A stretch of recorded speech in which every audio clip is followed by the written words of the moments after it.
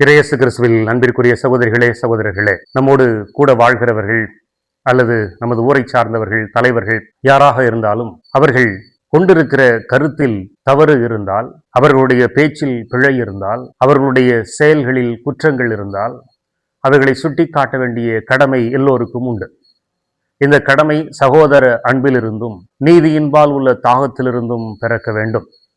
ஆனால் இந்த குற்றத்தை சுட்டிக்காட்டுதல், பிழைகளை சுட்டிக்காட்டுதல் என்பது அவர்கள் கொண்டிருக்கிற தவறு, பிழைகள், குற்றம் இவைகளை ஒட்டி மட்டுமே இருக்க வேண்டுமே தவிர, அவரை எனக்கு பிடிக்காது என்பதற்காக தேவையற்ற புதிதாக நாம் குற்றங்களை சுமத்தக்கூடாது என்கிற செய்தியை இன்றைய வாசகங்கள் நமக்கு வழங்குகின்றன.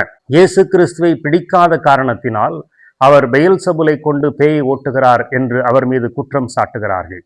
ஒரு ஆசிரியர் தனது மாணவனுடைய தேர்வுத்தாளை திருத்துகிறார் என்றால் அவன் செய்திருக்கிற பிழைகளுக்காகத்தான் மதிப்பெண்ணை குறைக்க வேண்டுமே தவிர, அவனை பிடிக்காது என்பதற்காக அவர் மதிப்பெண்களை குறைத்து வழங்க முடியாது.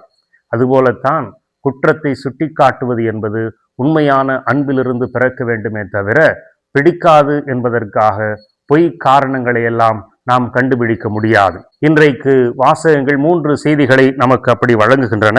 முதலாவதாக, ஒருவர் குற்றத்தை சுட்டி காட்டுகிற போது நாம் அவைகளை ஏற்றுக்கொள்ள வேண்டும் என்பது முதல் செய்தி. அதாவது, ஒருவர் நான் செய்கிற செயலில், பேசுகிற பேச்சில் குற்றம் இருக்கிறது என்று சொன்னார்கள் என்றால் அதனுடைய உண்மைத்தன்மையை ஆராய்ந்து பார்த்து நான் அதை ஏற்றுக்கொள்வதற்கான மனப்பக்குவம் வேண்டும். இன்றைய முதல் வாசகத்திலே பார்க்கிறோம், ஆண்டவர் சொல்லுகிறார், இஸ்ராயல் மக்களுக்கு மீண்டும் மீண்டும் நான் சொல்லுகிறேன், அவர்கள் ஒருபோதும் எனக்கு செவி சாய்க்கவும் இல்லை, கவனிக்கவும் இல்லை என்று சொல்லுகின்றார்.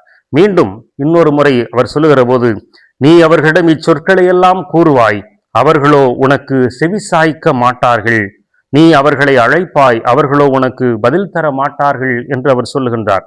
எனவே ஆண்டவருடைய குரலை கேளாத, அவர் தண்டித்தும் திருத்தாத இனம் இதுவே என்று சொல்லுகின்றார்.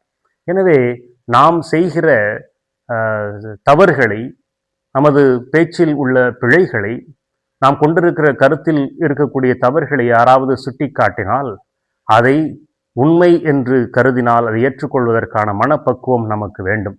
இரண்டாவதாக, நாம் மற்றவர்களுக்கு உண்மையான சகோதர அன்போடு அவர்களுடைய தவறுகளை சுட்டி காட்ட வேண்டும்.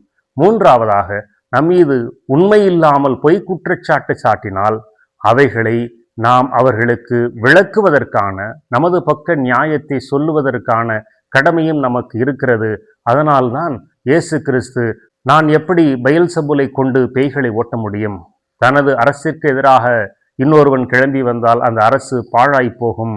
எனவே நீங்கள் சொல்லுகிற குற்றச்சாட்டு தவறு என்று சொல்லுகின்றார். எனவே அன்பிற்குரியவர்களே, நாம் மற்றவர்களுடைய தவறுகளை உண்மையான சகோதர அன்போடு சுட்டி காட்டுவோம். நம் மீது உள்ள தவறை யாராவது சுட்டி காட்டினால் ஏற்றுக்கொள்வோம். பொய் குற்றச்சாட்டுகள் இருந்தால் நமது பக்க நியாயங்களை, அவர்களது பக்கத்து வாதத்தை தவறு என்றால் அதை எடுத்துரைக்கிற மனப்பக்குவம் நமக்கு வேண்டும்.